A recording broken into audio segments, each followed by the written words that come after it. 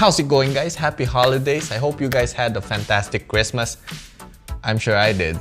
Hello darkness, my old friend. Anyways, today I'm going to be talking about some secret SketchUp hacks that everyone must know. Some of you might know these hacks already, but for those of you who do not know, I'm going to impart this very useful knowledge upon you guys to help make your SketchUpping life a little bit easier. So the first hack I'm going to teach you is not really a hack, it's more of a tip or like a guideline. You know when you're saving in SketchUp and then it takes like 1,000 years for it to completely save, and then your laptop runs out of battery and your SketchUp hasn't been saved yet, so all your progress for the last 3 hours just evaporated into thin air. This is for the guys out there who has this problem. I got you, fam. Okay guys, so in order to greatly reduce the saving time of our SketchUp program, we are going to save into a blank screen. So when I say blank screen, your model window should be blank, like so, instead of being like this where it's all cluttered and stuff, because there's something about having too much model assets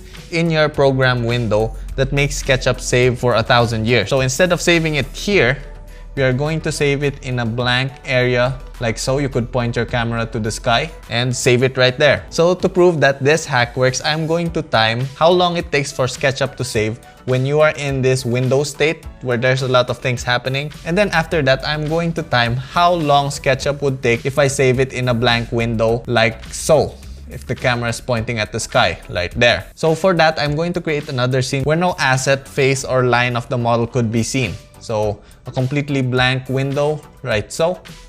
And let's just add a scene right there. Create scene. Okay, so we have our scene number 1, which is full of model thingies and lines and assets and faces. And then we have scene 2, which is a completely blank screen. So scene 1, let's bring up our timer. Timer starts now.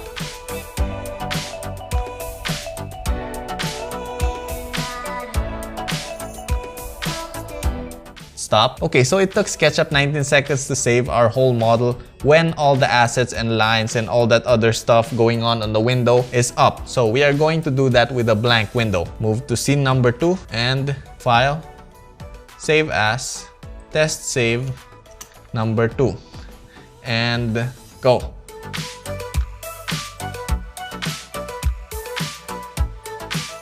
Time. Okay guys, so it took SketchUp 15 seconds to save our whole model when you are in a blank window. So the results prove it. It is faster to save with a blank screen than having it save in a screen where there's a lot of things going on. So 4 seconds might not seem like a lot, but that is basically around 25%. So 25% is a huge time reduction. Imagine if you have to save a whole model that is 300 megabytes and it saves for like 10 minutes, so 25% reduction, it'll just save for 7.5 minutes. So you have 2.5 minutes to like watch some of my YouTube videos. Anyways, enough of the self-promotion. Let's move on to our next hack. Okay guys, so the second hack is what I call multiple sections hack. So basically it's pretty self-explanatory. You use this hack to like section something multiple times. Actually, not multiple times, just a maximum of 2 times. So for this particular hack, I'm going to make a modern cave, and by modern cave, I'm gonna just make like a cube with a hole in the middle. And boom, a modern cave. So in order to section our modern cave twice, we are going to make it into a group. So click that, right click it, and make group. Now all you gotta do is bring down the tools panel, select section plane, and section it outside of the group. Now, after that, go inside the group and then section it again. And boom! There you go, multiple sections. I should have just called this hack Insection, because you know, Inception, it's a section within a section. So it's like Inception, but I replaced Inception with section. Anyway, moving on to our third hack. Okay guys, so the third hack is what I call smooth circle hack. So you know when making a circle and you can see those jaggedy edges, this is not really a circle because it has many sides, and when you render this is gonna look like some sort of weird 3D model thing.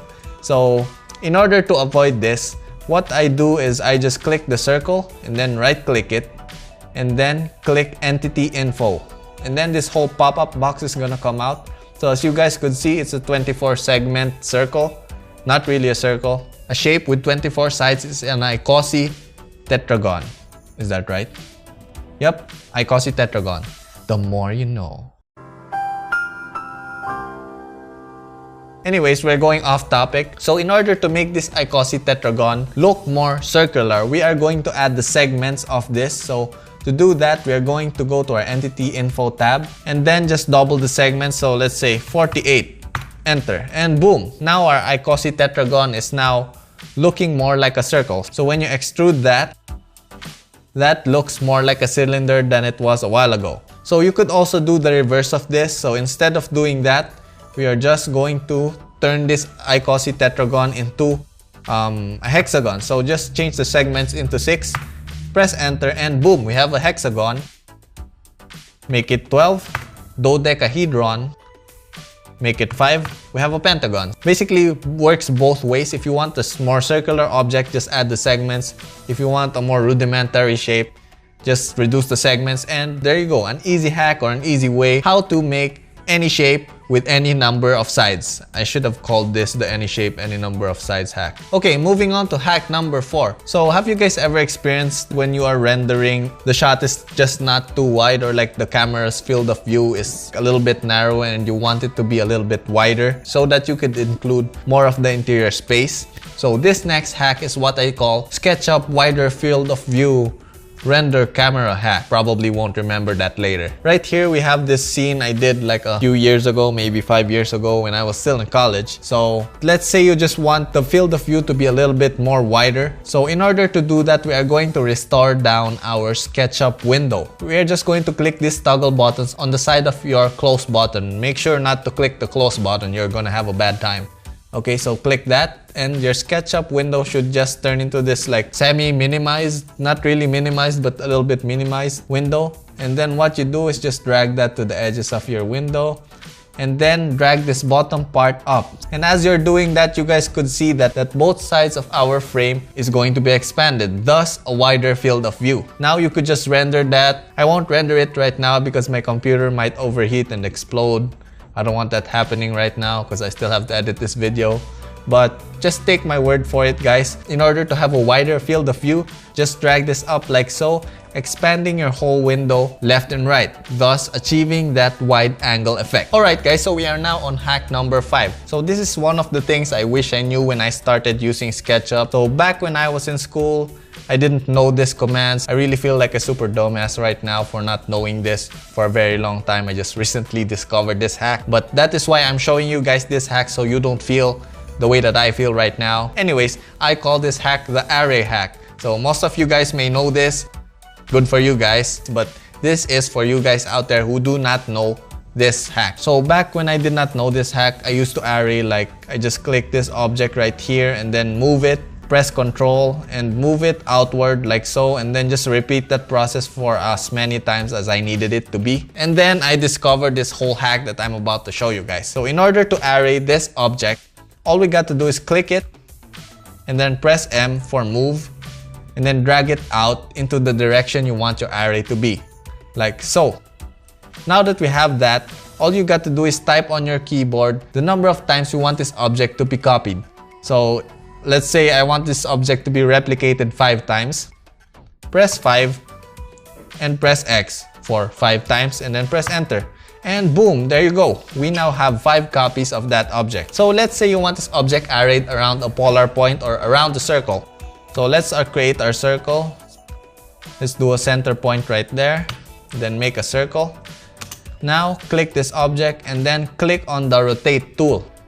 Now let's click on the center of the object and then while pressing Ctrl, drag the object outward into a certain angle you want it to be arrayed upon. So let's say 30 degrees.